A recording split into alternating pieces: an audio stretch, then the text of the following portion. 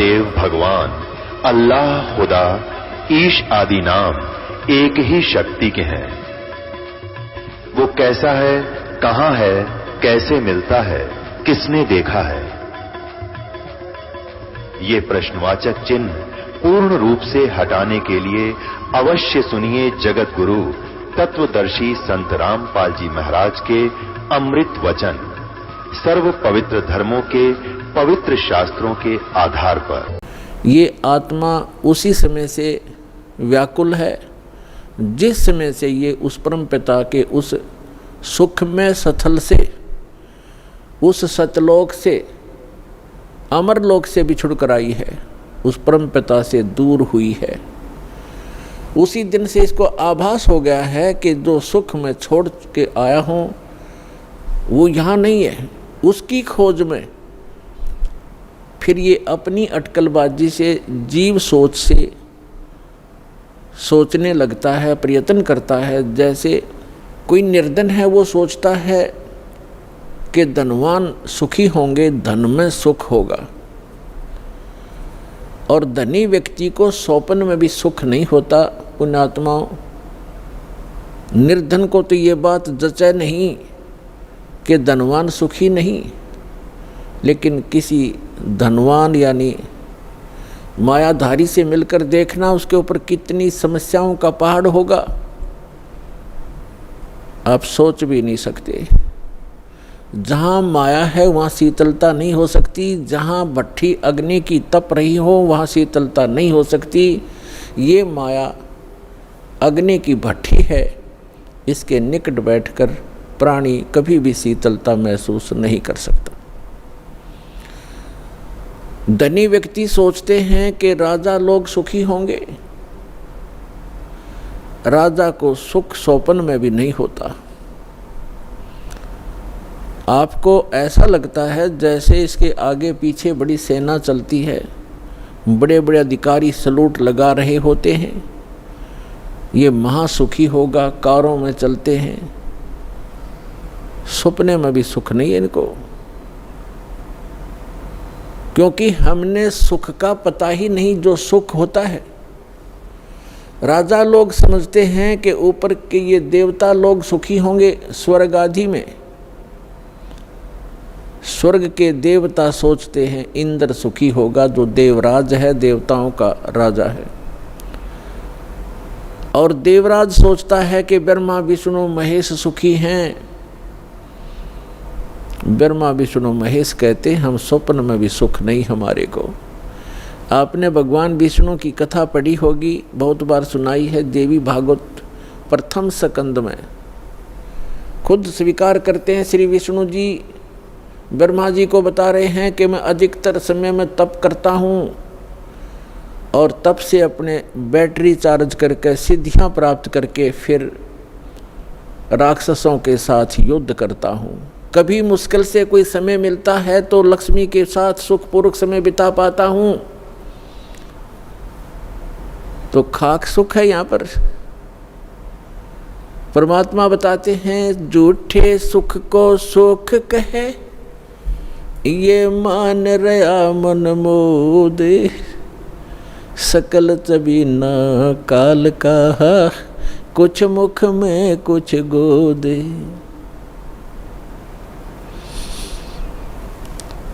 इस झूठे सुख को सुख कहे, ये मान रहा मनमोद।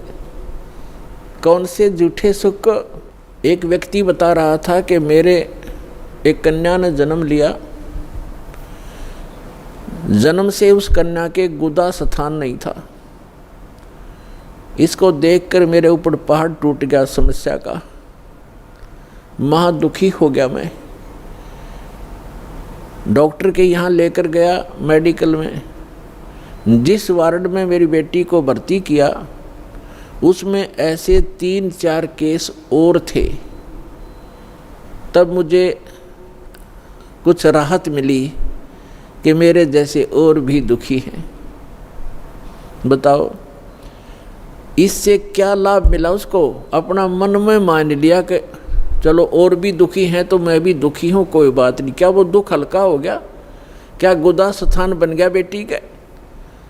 तो पुण्यात्माओं, इसे गंदे लोक में रह रहे हम, यहाँ सुख नाम की चीज नहीं है। हम एक दूसरे को दुखी देखकर उससे हल्का दुख हो या उसके बराबर हो, हम अपने राहत मान लेते हैं, यहाँ कोई विकल्प नहीं है। जैसे एक व्यक्ति के 3 पुत्र थे, एक पुत्र की मृत्यु होगी, बहुत दुखी, बुरी तरह रो रहे हैं, आहार भी नहीं कर रहे हैं। शोक व्यक्त करने वाले व्यक्तियों में एक ऐसा व्यक्ति उपस्थित था जिसका एक ही पुत्र था, वही मृत्यु को प्राप्त हो चुका था। तो सांत्वना देने वालों ने कहा कि देख भाई, यहाँ तो ऐसा ही है, सभी की मृत्यु होती है, ये तो भगवान हवाला बात है, चिंता मत करो। देखो ये भाई बैठा है, इसको देख कर जी ले, इसका इकलौता पुत्र था, उसी की मृत्यु होगी, ये भी तो अपना समय व्यतीत कर रहा है, धैर्य कर। तो तब उस व्यक्ति को कुछ हौंसी आई, हाथ मुंह धोए, कुछ देर में खाना भी खा लिया। अब उसने ये सुख मान लिया कि देख, इस बेचारे का इकलौता पुत्र था और वो ही मर गया, मृत्यु को प्राप्त हो गया। शुक्र है मेरे तो 3 थे, मेरा तो एक ही मरा है, 2 तो बचे हैं, पहले इससे सुख मान लिया। क्या वो बेटा वापस आ गया? तो यहाँ परमात्मा कहते हैं झूठे सुख को सुख है ये मान रहा मनमोद, और सकल चबीना काल का, कुछ मुख में कुछ गोद।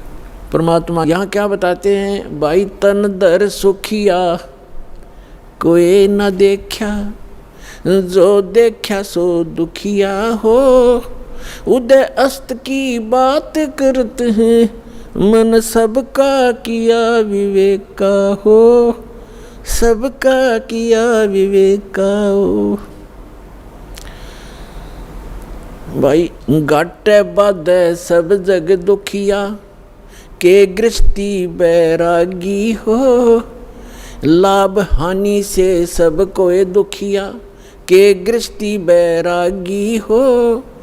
सुख देव ने दुख के डर से, गर्भ में माया त्यागी हो, गर्भ में माया त्यागी हो। तंदर सुखिया कोई न देखा, जो देखा सो दुखिया हो, उदय अस्त की बात करते हैं, मन सबका किया विवेक का हो, सबका किया विवेक का हो। भाई जंगम दुखिया जोगी दुखिया, तपस्वी को दुख दूना हो। जंगम दुखिया जोगी दुखिया, तपस्वी को दुख दूना हो। आशा तृष्णा सबको व्यापे, कोई महल ना सुना हो, कोई महल ना सुना हो। तंदर सुखिया कोई न देखा, जो देखा सो दुखिया हो। उदय अस्त की बात करते हैं, मन सबका किया विवेक का हो, सबका किया विवेक का हो। भाई साच कहूँ तो जग ना माने, पर झूठ कही ना जाई हो। साच कहूँ तो ये जग ना माने, पर झूठ कही ना जाई हो। ये ब्रह्मा विष्णु शिव जी दुखिया, जिन ये राह चलाई हो, जिन ये राह चलाई हो। तंदर सुखिया कोई न देखा, जो देखा सो दुखिया हो। उदय अस्त की बात करते हैं, मन सबका किया विवेक का हो, सबका किया विवेक का हो। सुरपति दुखिया भूपति दुखिया, रंग दुखी बपरीती हो। सुरपति दुखिया भूपति दुखिया, रंग दुखी बपरीती हो। कहें कबीर और सब दुखिया, एक संत सुखी मन जीती हो। संत सुखी मन जीती हो। तंदर सुखिया कोई न देखा, जो देखा सो दुखिया हो। उदय अस्त की बात करते हैं, मन सबका किया विवेक का हो, सबका किया विवेक का हो। सुरपति दुखिया भूपति दुखिया, रंक दुखी बपरीती हो। सुरपति दुखिया भूपति दुखिया, रंक दुखी बपरीती हो। कहे कबीर और सब दुखिया, एक संत सुखी मन जीती हो, संत सुखी मन जीती हो। पुण्यात्माओं, सौभाग्य आपका, आप जी को ये यथार्थ ज्ञान अमृत वचन सुनने को मिले, सौभाग्य प्राप्त हुआ आपको। भक्ति मुक्ति के दाता सतगुरु ये भटकत प्राण फिरंदा, उस साहिब के हुक्म बिना नी तरवर पात हिलंदा। उस परमात्मा कबीर भगवान की, अल्लाह अकबर की, उस महान परमेश्वर की आपके ऊपर असीम रजा है और आप युगों युगों के बहुत पुण्यकर्मी प्राणी हो, जो ऐसे भाग दौड़ के जीवन से समय निकाल कर यहाँ परमात्मा के दरबार में पहुँच पाते हो। उस परमात्मा की रजा बिना आप यहाँ नहीं आ सकते, आप ये ज्ञान भी नहीं सुन सकते, आप तक ये पहुँच भी नहीं सकता। इस ज्ञान को आप तक पहुँचाने के लिए परमात्मा ने 600 वर्ष पहले प्रयत्न किए और उन दुष्ट लोगों ने, स्वार्थी नकली गुरुओं ने अपनी रोजी रोटी को उत्तम मानते हुए, प्रथम मानकर अपने स्वार्थ को प्रधान मानते हुए कबीर भगवान उस धानक रूप जुलाहे को बहुत परेशान किया और यथार्थ ज्ञान को हमारे तक, आप तक नहीं पहुंचने दिया। उस परमेश्वर ने वो अमर ज्ञान अपनी वाणी में, सच्चिदानंद घन ब्रह्म की वाणी में, कबीर वाणी में लिपिबद्ध करवा दिया अपनी प्यारी आत्मा धर्मदास जी द्वारा। अब उस ज्ञान को, परमात्मा के उस विधान को, जो 600 वर्ष पहले परमेश्वर अपने द्वारा रची हुई सृष्टि की जानकारी, और हम कौन हैं, कहाँ से आए हैं, यहाँ क्यों दुखी हो रहे हैं, जन्म और मृत्यु का कारण क्या है, ये सब कुछ उस समय बताना चाहते थे, लेकिन इन नकली धर्म गुरुओं ने, इन दुष्ट लोगों ने हमारे तक ये पहुँचने नहीं दिया। परमात्मा का घोर विरोध करा दिया, उनको काटने, मारने, बुरी तरह परेशान करने पर ही लगे रहे, जनता को भ्रमित करते रहे। उस परमेश्वर ने कहा था कि जब 5500 वर्ष कलयुग बीत जाएगा, उस समय सभी अपनी प्यारी आत्माओं को शिक्षित करूंगा, पूरे मानव समाज को,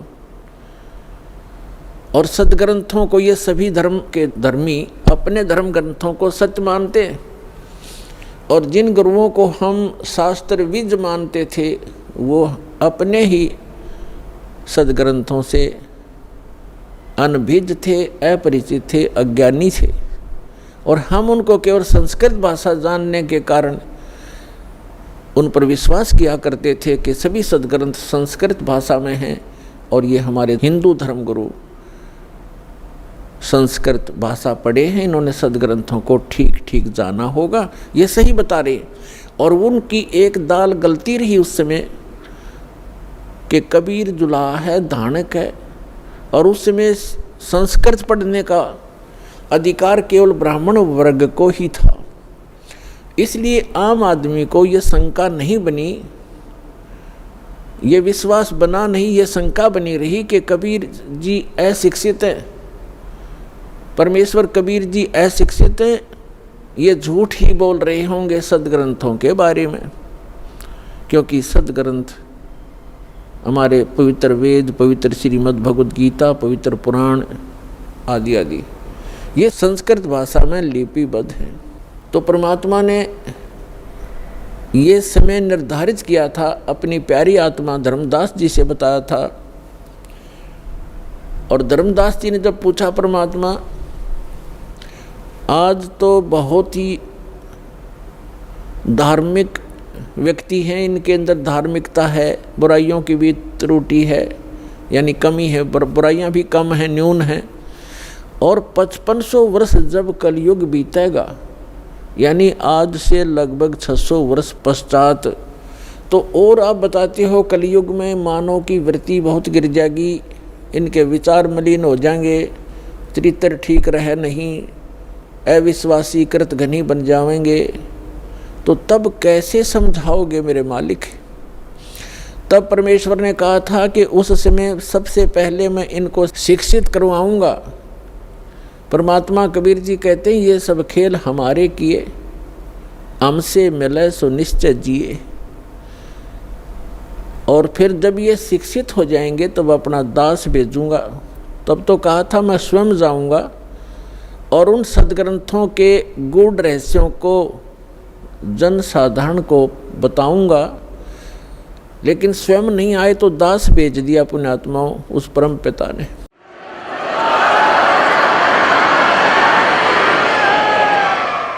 और आज आप देख रहे हो ये इलेक्ट्रॉनिक सिस्टम, इलेक्ट्रॉनिक उपकरण, इंटरनेट सिस्टम, ईमेल, प्रोजेक्टर, ये सीडी, डीवीडी, पेन ड्राइव, जो भी ये टेक्निक परमात्मा ने, ये जो भी टेक्निक है उस परम पिता कबीर भगवान की दी हुई है मानव को। ये मानव सत्र की सोच नहीं, ये सतकर मान लेना। अगर ये मानव की सोच होती तो लगभग 40 लाख वर्ष तो इस चतुर्युगी के बीत गए हैं और आज तक ये टेक्निक उपलब्ध नहीं हुई, मानव नहीं खोज सका। ये परमात्मा ने कलयुग इसलिए नाम रखा इसका कि इसमें मशीनरी युग होगा, टेक्निक इसके अंदर परमात्मा अपने बच्चों को देंगे। और उसका मूल उद्देश्य ये है कि इस तत्व ज्ञान को जो 600 वर्ष पहले परमात्मा कबीर जी बताना चाहते थे, आज घर बैठे अपने बच्चों को इन टीवी के माध्यम से, इंटरनेट के माध्यम से, ये जो यूट्यूब आदि बन गए हैं, इनके माध्यम से घर बैठे ये अमृत ज्ञान बताऊंगा। और तब ये समझ जाएंगे और मेरे पास आ जाएंगे, अपना कल्याण करवा लेंगे। तो ये सारा कुछ जो उपकरण बनवाए हैं परमात्मा ने, ये इसलिए दिए हैं, उस परमात्मा गॉड गिवन ये माइंड है, जीव का अपना सतर की सोच नहीं है, ना ये बना सकता है।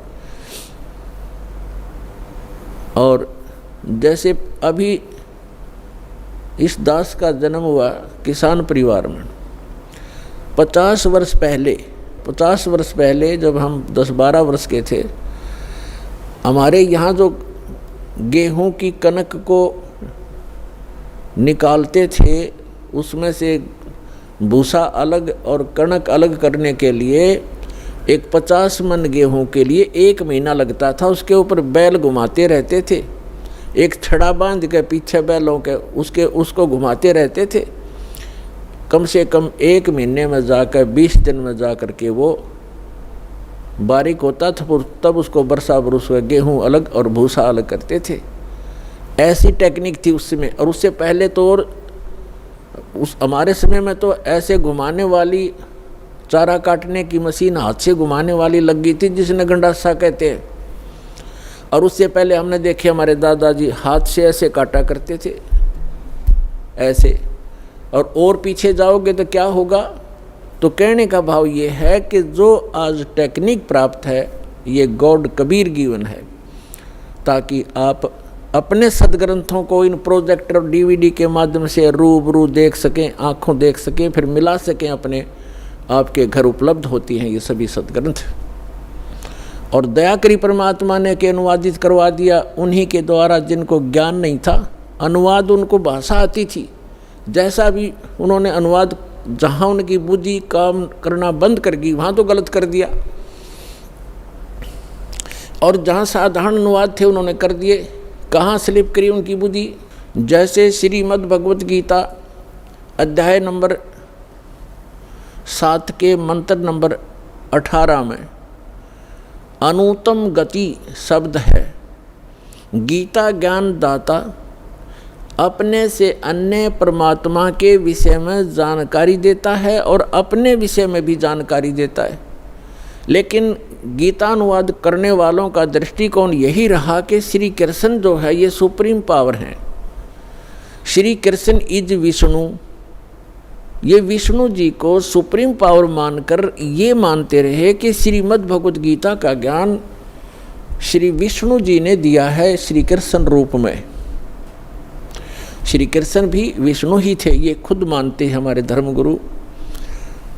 तो इन्होंने श्रीमद् भगवद गीता को ठीक से ना समझकर, क्योंकि उनको सृष्टि रचना का ज्ञान नहीं था, जिस कारण से उन्होंने श्री कृष्ण को ही मूल परमात्मा मान लिया। जबकि गीता अध्याय नंबर 15 के श्लोक 16 और 17 में 3 प्रभु बताए हैं, 3 पुरुष बताए हैं। एक सरपुरुष है ब्रह्म, जिसको सरब्रह्म भी कहा जाता है। सरब्रह्म ये केवल 21 ब्रह्मांड का स्वामी है। और दूसरा अक्षर पुरुष, इसको अक्षर ब्रह्म भी कहते हैं, इसको पर ब्रह्म भी कहते हैं। ये 7 संख ब्रह्मांड का स्वामी है, प्रभु है, पुरुष है, मालिक है। पुरुष कहो परमात्मा को। श्रीमद् भगवद गीता अध्याय नंबर 15 के श्लोक नंबर 16 में कहा कि 2 पुरुष हैं इस संसार में, पृथ्वी वाले लोकों में, और ये भी नाशवान और इनके अंतर्गत जितने प्राणी हैं वो भी नाशवान हैं। जीव आत्मा किसी की नहीं मरती, वो तो पशु पक्षी की भी नहीं मरती। श्रीमद् भगवद गीता अध्याय नंबर 15 के श्लोक नंबर 17 में तुरंत कहा है, उत्तम पुरुष है तू अन्य। पुरुष माने परमात्मा, प्रभु, स्वामी। उत्तम पुरुष यानी पुरुषोत्तम। पुरुषोत्तम तो इन दोनों से कोई भिन्न है। सरपुरुष और अक्षर पुरुष 16वें श्लोक में बताए, इनसे कोई भिन्न है, वो वास्तव में परमात्मा कहा जाता है। उत्तम पुरुष है तू अन्य परमात्मा इति उदाहरत। यह लोक तरम आविश्य विभर्ति अवय ईश्वर। उत्तम पुरुष यानी पुरुषोत्तम, श्रेष्ठ भगवान, सही परमात्मा तो इन दोनों से कोई और है, अन्य है, और वही परमात्मा कहलाता है, वो परमात्मा कहा जाता है। और वही तीनों लोकों में प्रवेश करके सबका धारण पोषण करता है। श्रीमद् भगवद गीता अध्याय 15 के श्लोक नंबर 1 से लेकर 3 में एक विशेष विवेचन है, विवेश विवरण है कि उल्टा लटका हुआ ये संसार रूपी वृक्ष है। उल्टा लटका हुआ संसार रूपी वृक्ष जानो, जिसकी ऊपर को जड़ तो समझो मूल मालिक है, वो उत्तम पुरुष है तू अन्य जो है वो तो है जड़, मूल, और उसके बाद जो जमीन से बाहर दिखाई देता है वो सारा पेड़ होता है। उसके फिर विभाग बताए हैं। अक्षर पुरुष जो तना है वो अक्षर पुरुष है, और उससे कोई मोटी डार निकलती है वो सरपुरुष समझो। और उस सरपुरुष के आगे जो 3 शाखा हैं, रजगुण ब्रह्मा, सतगुण विष्णु, तमगुण शिव जी, वो आगे शाखा हैं, वो देव हैं। ये तीनों ब्रह्मा विष्णु महेश हैं। और पात रूप संसार, उस परमेश्वर ने श्रीमद् भगवद गीता अध्याय नंबर 15 के श्लोक नंबर 1 में बताया है कि ऊपर उसी का विवरण अपनी सिंपल लैंग्वेज में सच्चिदानंद घन ब्रह्म की वाणी में कहा कि अक्षर पुरुष एक पेड़ है और सरपुरुष वाकी डार। सरपुरुष कहते हैं ज्योति निरंजन काल को, और इस काल के 3 पुत्र हैं, रजगुण ब्रह्मा, सतगुण विष्णु, तमगुण शिव जी। इस सरपुरुष के पुत्र हैं 3, ब्रह्मा विष्णु महेश। अक्षर पुरुष एक पेड़ है, सरपुरुष वाकी डार, और तीनों देवा शाखा हैं, ये पात रूप संसार। तो इस पूरे प्रकरण में ब्रह्मा विष्णु महेश की क्या स्थिति है, ये इस ब्रह्म के पुत्र हैं, और ब्रह्मा विष्णु महेश की माता दुर्गा है, अष्टंगी देवी। तो विष्णु जी कौन है? विष्णु जी एक ब्रह्मांड में एक विभाग के विभागीय मंत्री हैं, सतोगुण विभाग के, और ये 3 भाई हैं, तीनों का अलग अलग विभाग है। रजोगुण विभाग के मंत्री मालिक प्रभु स्वामी ब्रह्मा जी, और सतोगुण विभाग के स्वामी श्री विष्णु जी और तमोगुण विभाग के स्वामी प्रभु श्री शंकर जी। ये एक ब्रह्मांड में केवल एक विभागीय मंत्री हैं और इनका पिता जो ब्रह्म है सरपुरुष, वो एक ब्रह्मांड के अंदर मुख्य मंत्री का रोल करता है। ऐसे ऐसे 21 ब्रह्मांड हैं सरपुरुष के, जिसको ज्योत स्वरूपी निरंजन काल भी कहा जाता है, जिसके लोक में हम रह रहे हैं। और फिर है अक्षर पुरुष। अक्षर पुरुष के 7 शंख, नील पद्म शंख, 7 शंख ब्रह्मांड हैं। और फिर तीसरा रहा वो परम अक्षर पुरुष, उत्तम पुरुष है तो अन्य, वो ओवरऑल कंट्रोलर है असंख्य ब्रह्मांड इंक्लूडिंग सरपुरुष एंड अक्षर पुरुष, इन सब के ऊपर और इसकी इनके अतिरिक्त जितने भी ब्रह्मांड हैं, पूरा विश्व है, पूरा संसार है, उन सब का मालिक है वो मूल मालिक है, वो संसार रूपी वृक्ष की जड़ है, मूल है, जहाँ से जैसे पूरे पेड़ को मूल से आहार प्राप्त होता है, ऐसे वो परमात्मा कबीर भगवान परम अक्षर पुरुष वो सबका पालनहार है। अब जैसे जिन महापुरुषों को परमात्मा मिले, उनमें से एक आदरणीय गरीबदास साहिब जी गांव छुड़ानी जिला झज्जर वाले हैं। वो बताते हैं परमात्मा को आंखों देखकर परमात्मा से परिचित सारी सभी ब्रह्मांडों से और परमात्मा द्वारा रची सृष्टि से परिचित होकर कहते हैं, अनंत कोटि ब्रह्मांड का एक रति नहीं भारे, सतगुरु पुरुष कबीरे हैं ये कुल के सिरजनहारे। वो कबीर कौन है? हम सुल्तानी नानक तारे, दादू को उपदेश दिया, जात जुलाहा भेद न पाया, वो काशी महे कबीर हुआ। अब ये है वो सारे ब्रह्मांडों का रचनार, मूल मालिक। अब हम फिर आते हैं श्रीमद् भगवद गीता अध्याय नंबर 15 के श्लोक 17 पर। उत्तम पुरुष तु अन्य परमात्मा इति उदाहरतः, ये लोकतरम आविश्य विभर्ति अवय ईश्वर है। उत्तम पुरुष तो कोई और है, पुरुषोत्तम तो कोई इन दोनों से अलग है, जो 16वें श्लोक में कहा है 15वें अध्याय के श्रीमद् भगवद गीता में। सपुरुष और अक्षर पुरुष से अन्य है, वो पुरुषोत्तम कहलाता है और उसको वास्तव में वो परमात्मा कहा जाता है। परमात्मा माने श्रेष्ठ आत्मा। श्रेष्ठ आत्मा वही होता है जो किसी को दुख ना दे, किसी के बेटा बेटी की मृत्यु ना करे, कैंसर ना करे, किसी को रोग से युक्त ना करे, दुखी ना करे, उसको परमात्मा कहते हैं, श्रेष्ठ आत्मा, अच्छी आत्मा। और जो यहाँ हम देख रहे हैं बूचड़ खाना, किसी हॉस्पिटल में जाकर देख लो हाहाकार मची हुई है, और घर घर में देख लो कोई किसी रोग से दुखी, कोई किसी से दुखी, किसी की टांग कटी है, किसी का हाथ कटा है, कोई आंखों से अंधा है, कोई पैरालिसिस से तड़प रहा है। तो जिस लोक में हम रह रहे हैं ये इस परमात्मा का लोक हो सकता है? ये तो कसाई आत्मा का लोक है, इस काल का लोक है जहाँ हम रह रहे हैं। ये कबीर भगवान ने आकर बताया।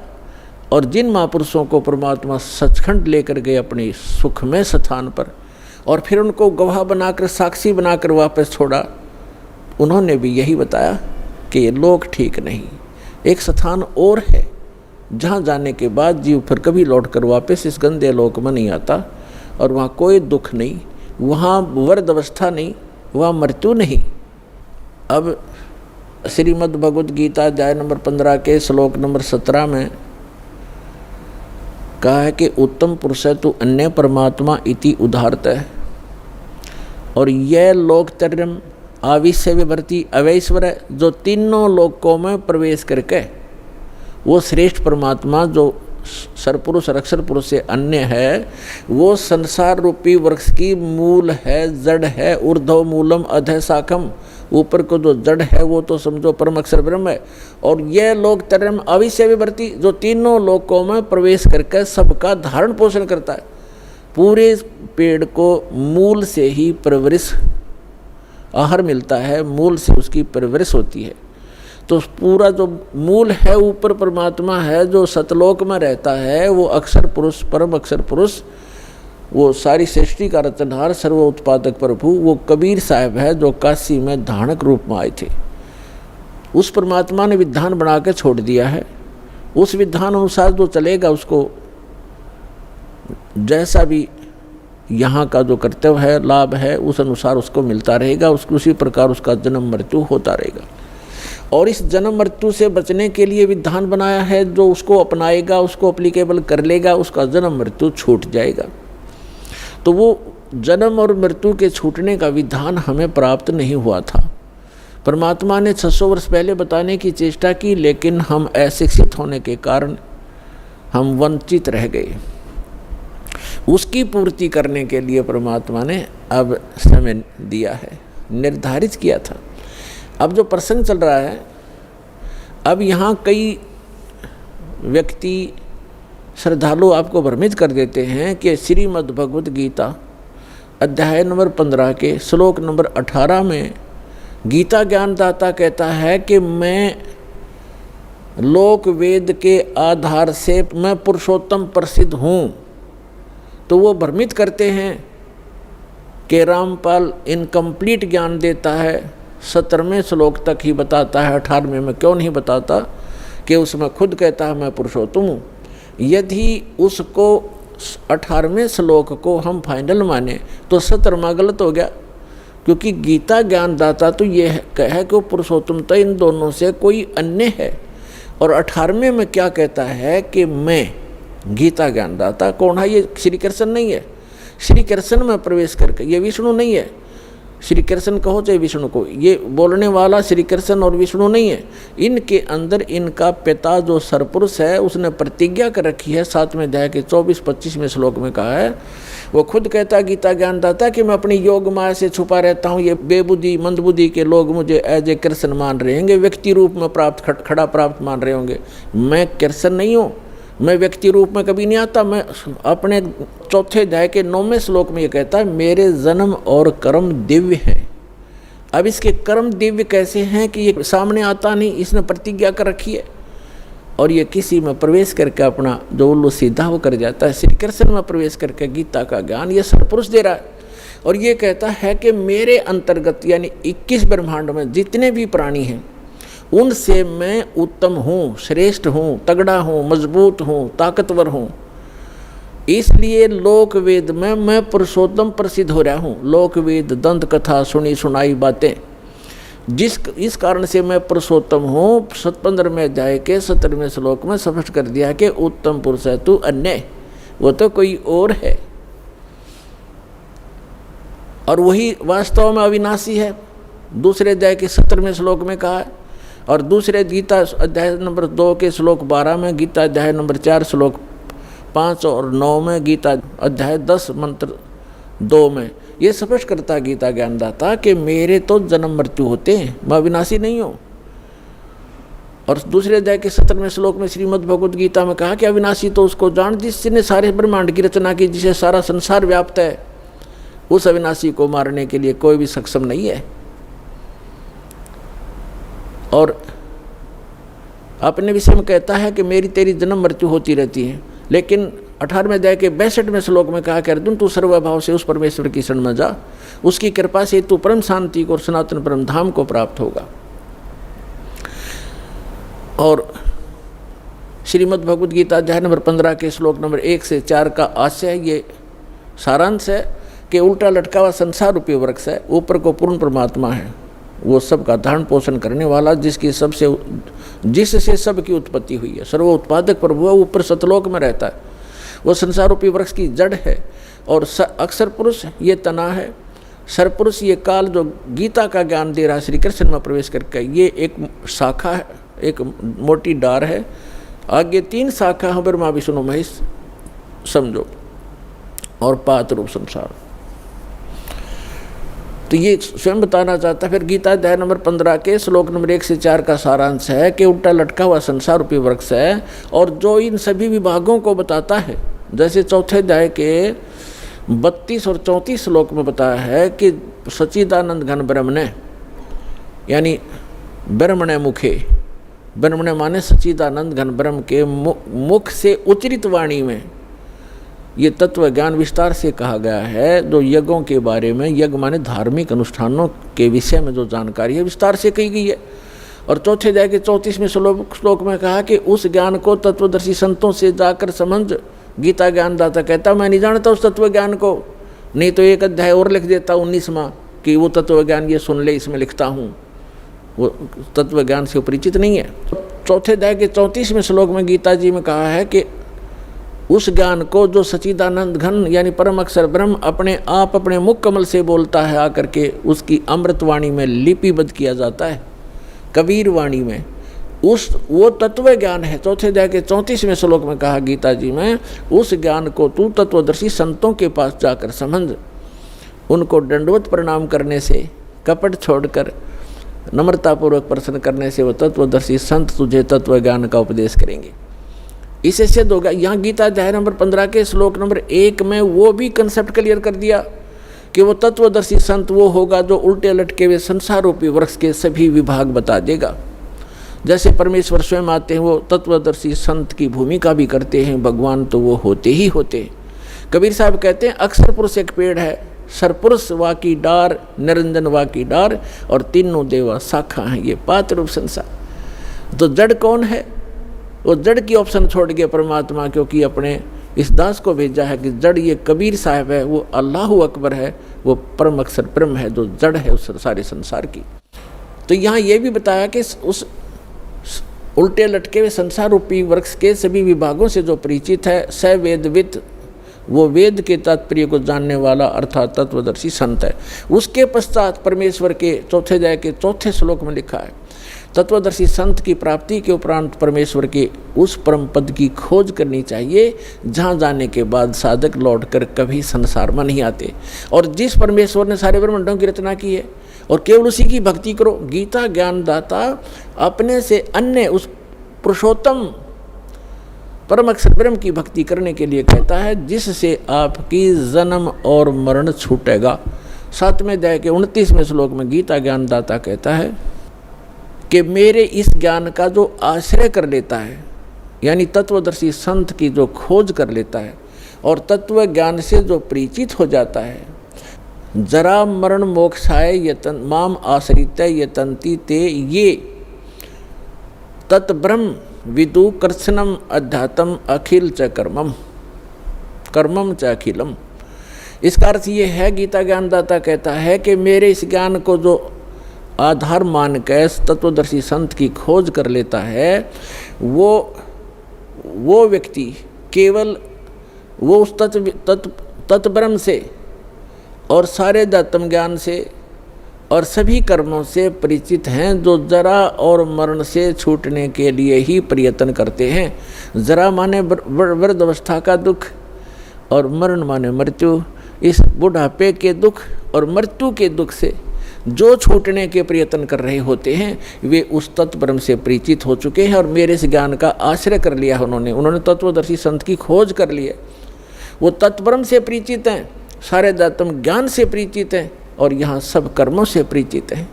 वो यह संसार की किसी वस्तु की इच्छा नहीं करते, वो केवल जरा माने वृद्धावस्था के दुख से और मरण माने मृत्यु से छूटने का ही प्रयत्न करते हैं। अब श्रीमद् भगवद गीता अध्याय नंबर 8 के श्लोक नंबर 1 में अर्जुन ने पूछा, किम तत्ब्रह्म किम अध्यात्म किम कर्म पुरुषोत्तम। अब गीता ज्ञानदाता तो श्री कृष्ण ने पुरुषोत्तम मान रहा था, जय विष्णु, और ये तो कहता पुरुषोत्तम कोई और है। फिर भी जो ये तो अर्जुन की सोच है, किम पुरुषोत्तम। अब यहाँ अर्जुन ने पूछा कि वो तत्ब्रह्म क्या है, वो कौन है जिसके जानने के बाद केवल जरा और मरण से छूटने का ही प्राणी प्रयत्न करता है साधक, और कोई वस्तु की डिमांड इस लोक की नहीं करता। इसका भाव ये है। अब गीता ज्ञानदाता गीता अध्याय नंबर 8 के श्लोक नंबर 3 में कहता वो परम अक्षर ब्रह्म है, यानी गीता ज्ञानदाता से अन्य है। इसलिए 18वें अध्याय के 8वें अध्याय के 5 और 7 श्लोक में गीता ज्ञान दाता कहता है मेरी भक्ति कर, युद्ध भी कर और मुझ में आस्था रख, भावत रह, मुझे प्राप्त होगा। अपना मंत्र बताता 8वें अध्याय के 13वें श्लोक में ओम इति एकाक्षरम ब्रह्म व्यवहारण माम अनुस्मरण यह प्रयाति तदंदेहम सयाति परमाम गतिम। मुझ ब्रह्म का केवल एक ओम अक्षर है, नथिंग एल्स, इसके अतिरिक्त कुछ नहीं। उच्चारण करके सिमरण करता हुआ यह प्रयाति तदंदेहम, जो शरीर छोड़कर जाता है, सयाति परमाम गतिम, वो ओम से मिलने वाली परम गति को प्राप्त होता है। ओम से क्या प्राप्ति होती है? ब्रह्मलोक मिलता है, क्योंकि ये ब्रह्म का मंत्र है। और गीता अध्याय नंबर 8 के श्लोक नंबर 16 में कहा है कि ब्रह्मलोक पर्यंत ये सभी लोग पुनरावृत्ति में, उनके वहाँ जाने के बाद भी लौटकर जन्म मृत्यु में प्राणी आते। ये वो स्थान नहीं है जहाँ जाने के बाद साधक फिर लौट कर नहीं, कभी नहीं आते। 15वें अध्याय के जो 4थे श्लोक में कहा है। तो इस ब्रह्म की साधना करने से भी ब्रह्मलोक प्राप्त होता है। ब्रह्मलोक में गए हुए प्राणी भी पुनर्वर्ती में होते हैं, जन्म मृत्यु होता है। इसलिए 18वें अध्याय के 62वें श्लोक में कहता अर्जुन तू सर्वभाव से उस परमेश्वर की शरण में जा, उसकी कृपा से ही तो परम शांति और सनातन परम धाम को प्राप्त होगा, उस परमेश्वर की ही कृपा से। और उसका मंत्र बता दिया 17वें अध्याय के 23वें श्लोक में कि ओम तत् सत इति निर्देश है ब्रह्मण त्रिविध समर्थ है। ब्रह्मण माने सच्चिदानंद घन ब्रह्म, यानी परम अक्षर ब्रह्म के प्राप्ति का, उस लोक की प्राप्ति का, जहाँ जाने के बाद साधक फिर लौटकर कभी संसार में नहीं आते, कि वो मंत्र है ओम तत्सत। अपना तो गीता ज्ञान दाता ने 8वें अध्याय के 13वें श्लोक में बता ही दिया कि मुझ ब्रह्म का केवल ओम मंत्र है। ये तो इनकम्प्लीट साधना है, ब्रह्म तक की है, जन्म मृत्यु सदा बनी रहेगी, वो शाश्वत स्थान प्राप्त नहीं हो सकता, वो सुख प्राप्त नहीं हो सकता। अब बताया है उस सच्चिदानंद घन ब्रह्म की साधना करने से शाश्वत स्थान, शाश्वत माने जहाँ जिसका कभी अंत नहीं होता, अविनाशी लोक, हम उसको सतलोक कहते हैं, अमरलोक कहते हैं। सतलोक की प्राप्ति होती है। तो उसका मंत्र है ओम तत्सत। ओम तो सरपुरुष का, इस ब्रह्म का, और तत् जो है ये अक्षर पुरुष का साधना मंत्र है।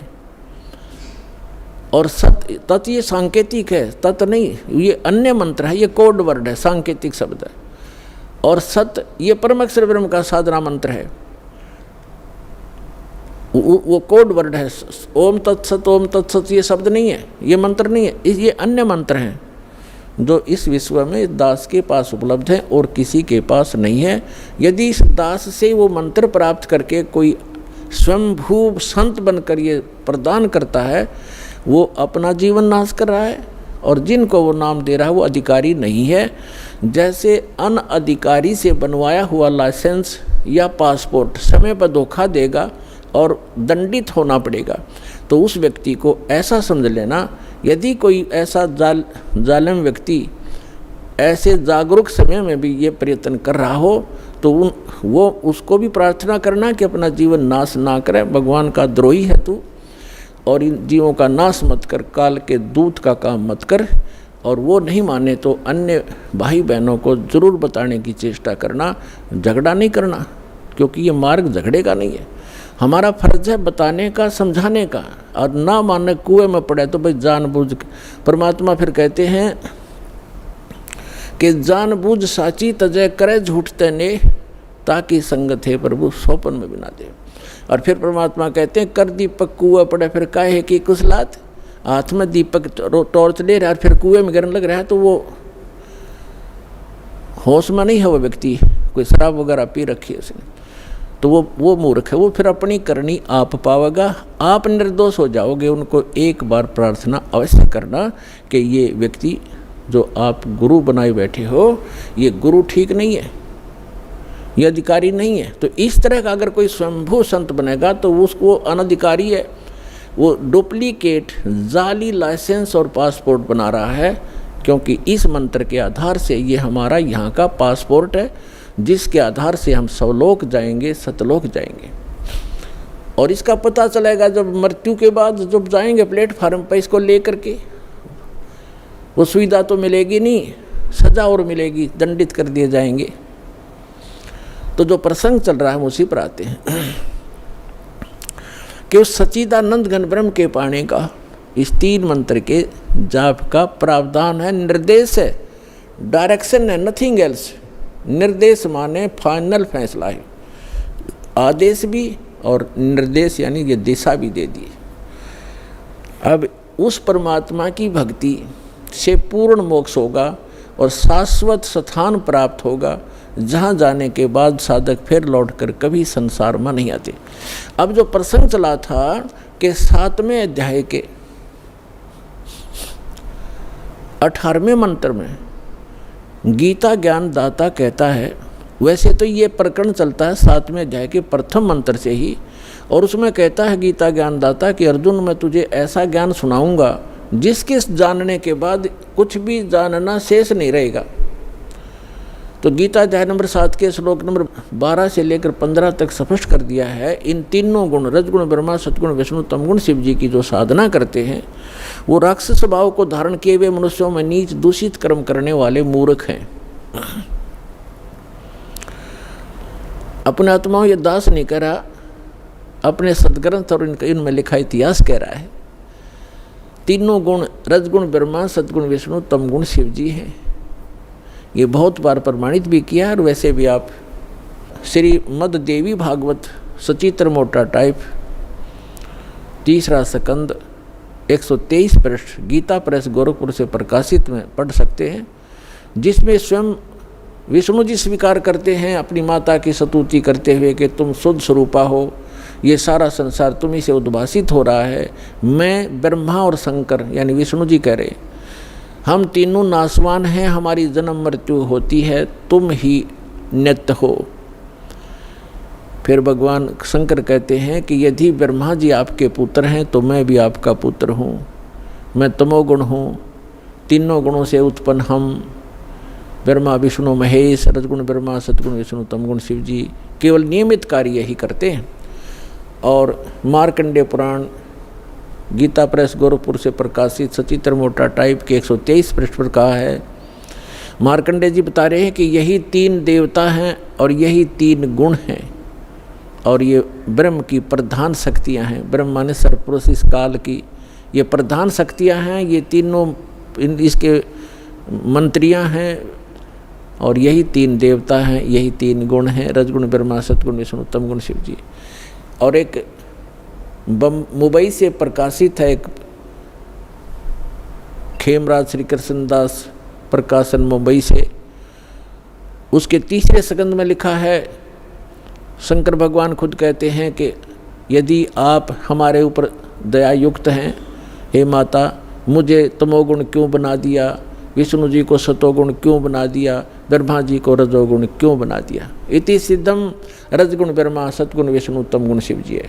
तो श्रीमद् भगवद गीता अध्याय नंबर 7 के श्लोक 12 से लेकर 15 का निष्कर्ष ये है कि गीता ज्ञानदाता ये सर्वपुरुष है, ब्रह्म है, और ये कह रहा है कि इन तीनों गुणों रजगुण ब्रह्मा सतगुण विष्णु तमगुण शिव जी की जो साधना करते हैं, इनको इष्ट रूप में पूजते हैं, ये राक्षस स्वभाव को धारण किए हुए मनुष्यों में नीच दूषित कर्म करने वाले मूर्ख ये मुझे नहीं भजते, यानी ब्रह्म साधना भी नहीं करते। अब यहाँ थोड़ा सा निष्कर्ष देना पड़ेगा कि तीनों गुणों के उपासक यानी ब्रह्मा जी विष्णु जी शिव जी के उपासकों को राक्षस स्वभाव का क्यों कहा, दूषित यानी बुरे कर्म करने वाला मूर्ख और नीच क्यों कहा। जैसे रजगुण ब्रह्मा की साधना की थी, तपस्या पूजा की थी हिरण्यकशिपु ने,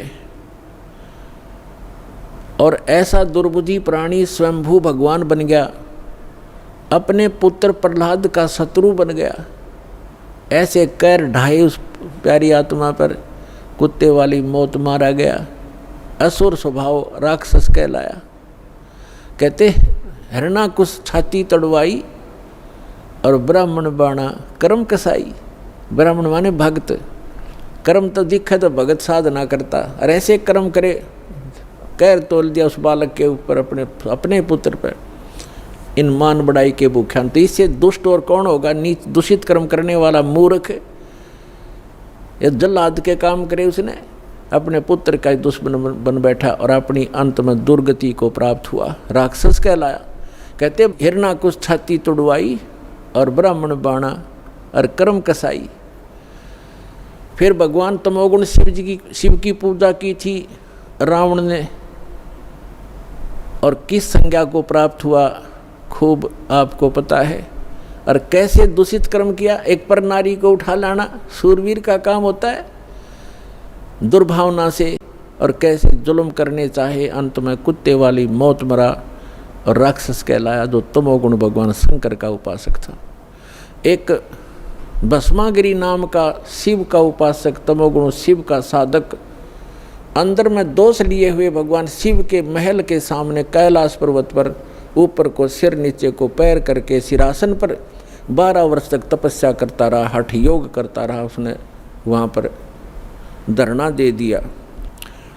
एक दिन पार्वती जी ने कहा कि जी आप तो महादेवों के देव हैं, महापुरुष हो, आपके घर में किस वस्तु की कमी है, क्या मांगता है आपका पुजारी, इसको देव और फारिग करो। 12 वर्ष के बाद भगवान शिव ने कहा कि मांग भी भस्मागिरी, क्या मांगता है। ये गिरिपुरी नाथ होगड़न, ये 10 ये सन्यासी जितने हैं ये भगवान शिव के उपासक हैं, 10 नामी वगैरह। तो जब भगवान शिव ने कहा कि मांग, क्या मांगता है भस्मागिरी, तो ऐसे ही उसी पोजीशन में उसने कहा कि भगवान पहले वचनबद्ध हो तब मैं मांगूं।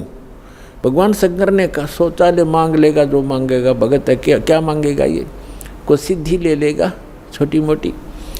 तो उसने कहा ठीक है भाई, मैं वचनबद्ध हो गया। भगवान शिव ने कहा तो भस्मागिरी खड़ा हो गया और कहा अपना भस्म कंडा मुझे दे दो, जो हाथ में भगवान शिव ने पहन रखा था। उस घड़े के उस कड़े में ऐसी शक्ति थी कि जिसके सिर पर ऐसे करके भस्म कह दिया, बोल दिया, तो वो ऑटोमेटिक उसको फूंक देता था। उस वचन से ही वो अपना काम करता था। इस बात का ज्ञान था उस भस्मागिरी ने। और भस्मागिरी क्या दूषित सोच लेकर साधना कर रहा था कि इस कड़े को प्राप्त करके भगवान शिव को मार दूंगा और पार्वती को अपनी पत्नी बनाऊंगा। ऐसी दुष्ट सोच लेकर के वो साधना कर रहा था। और हम भगवान शंकर को अंतर्यामी कहा करते थे। वो ये भी नहीं सोच सका कि ये दुष्ट क्या सोच लिए बैठा है, तो अंतर्यामी भी नहीं थे वो, और अविनाशी भी नहीं थे भगवान शंकर। अभी बताता हूँ। अब भगवान शिव ने वो भस्म कड़ा दे दिया क्योंकि वचनबद्ध हो गए थे। ज्यों ही, और भगवान शिव ने सोचा जंगल में रहता है, साधु संत है, राक्षसों से बचने के लिए लिया होगा। ज्यों ही भस्मागिरी के हाथ में भस्म कड़ा आया, उसने तुरंत तेवर बदल लिए और ऐसे अभद्र आकृति बनाकर कहने लगा कि होले शिव होशियार, तुझे मारूंगा, पार्वती को अपनी पत्नी बनाऊंगा, मेरा यही उद्देश्य था, आज मैं सक्सेस हुआ।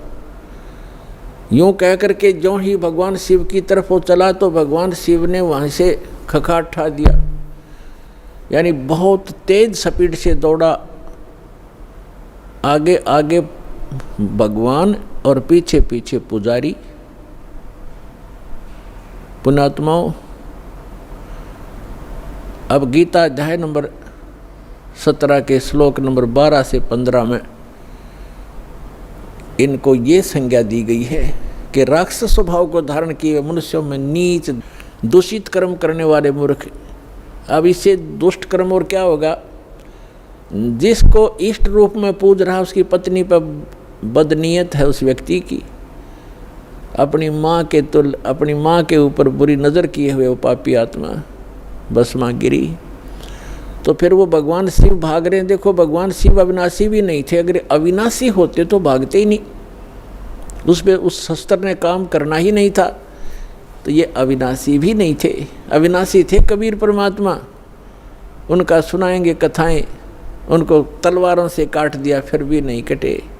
बहुत बुरा हाल किया, हर तरफ जमुना में डाल दिए, गंगा में, वहाँ नहीं मरे, और भी बहुत प्रहार किए। परमात्मा जो कहते हैं रहे, क्योंकि वह विनाशी हैं। तो स्वयं परमात्मा आते हैं जब इनके ऊपर आपत्ति आती है, क्योंकि ये भी उसी परम पिता के बच्चे हैं। विष्णु भगवान स्वयं पूर्ण परमात्मा पार्वती रूप बनाकर भस्मागिरी के सामने प्रकट हो गए, एक वृक्ष के नीचे खड़े हो गए। भस्मागिरी पीछे भाग रहा था अपना उद्देश्य पूर्ति के लिए कि पहले शिवजी ने मारूंगा, जब वह मेरा काम शुरू होगा पार्वती से फिर मिलूंगा। तो पार्वती सामने खड़ी है, उसने कहा कि डट जा महात्मा जी, आ जा 2 मिनट बैठो। अब वो तो जैसे ये लेकर चल रहा था, उन्हें सोचा चल ठीक है 2 बात कर लेते हैं पहले ही। तो उसने कहा कि आप रुक जाओ। शिव उस भस्मागिरी ने कहा कि पहले ना उसने मार का हूँ मैं। तो उसने पार्वती रूप में परमात्मा ने कहा कि वो तो आपके निकट आएगा ही नहीं, 100 किलोमीटर से उड़ा शिव नहीं डटेगा, अब नहीं रुकेगा, आप खड़े हो जाओ। तो भस्मागिरी रुक गया।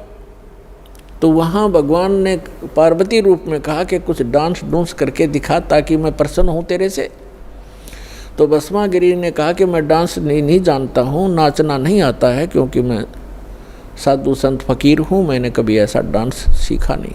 तो पार्वती रूप में परमात्मा ने कहा ला मैं सिखाती हूँ, इस हाथ को ऐसे कर, इसको ऐसे कर, इस पैर को ऐसे करो, ऐसे करो।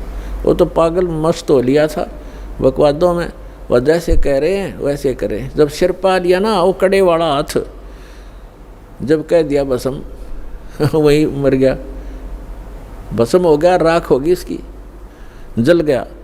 कड़े को लेकर विष्णु रूप धारण करके खुद पूर्ण परमात्मा भगवान शंकर के पास पहुँचे। शंकर जी ने कहा कि भाग ले विष्णु, आ जा जल्दी। भगवान विष्णु ने कहा कि रुक जा, जिस भय से आप भाग रहे हो वो मैंने नाश कर दिया है, भस्मागिरी को मैंने भस्म कर दिया है गंडत नाच नचा के, और देख ये कड़ा मेरे पास है। तब भगवान शिव कुछ रुके और कहा कहाँ जलाया आपने? उस राख को देख लिया जब दिल की धड़कन शांत हुई, उस शंकर भगवान की भस्मागिरी की राख को देख करके अपने आत्मा। उसके बाद वो भस्मा असुर कहलाया, राक्षस। तो ये बताया है कि ये राक्षस स्वभाव को धारण किए हुए मनुष्यों में नीच दूषित कर्म करने वाले त्रिगुण उपासक, रजगुण ब्रह्मा सतगुण विष्णु तम गुण शिव जी के उपासक, गीता ज्ञानदाता कहता है मेरी भक्ति भी ना करते, यानी ब्रह्म साधना भी नहीं करते, और इनको कोई समझाना चाहे तो दुश्मन बन जाते हैं उसी के। अब रह गया तीसरा, वैष्णव उपासक। विष्णु जी के उपासकों का एक उदाहरण देते हैं। कुंभ का मेला भरा था, कुंभ का एक ऐसा संयोग हर की पैड़ी हरिद्वार में और गंगा नदी के किनारे संयोग हुआ। उस कुंभ के पर्व में पर भी का कोई समय निर्धारित किया जाता है। उस निर्धारित समय में स्नान करना होता है, वो 1 घंटे की या आध घंटे की ही होती है, या 2 घंटे का समय होता है। ये सभी अब वहाँ जाकर के जहाँ पर भी लगती है, जिस भी सरोवर में, उस समय वो हर की पैड़ी हरिद्वार में लगी हुई थी। तो सभी जैसे गिरी अलग पूरी न्यारे, नागा अलग से, कनपाड़े अलग।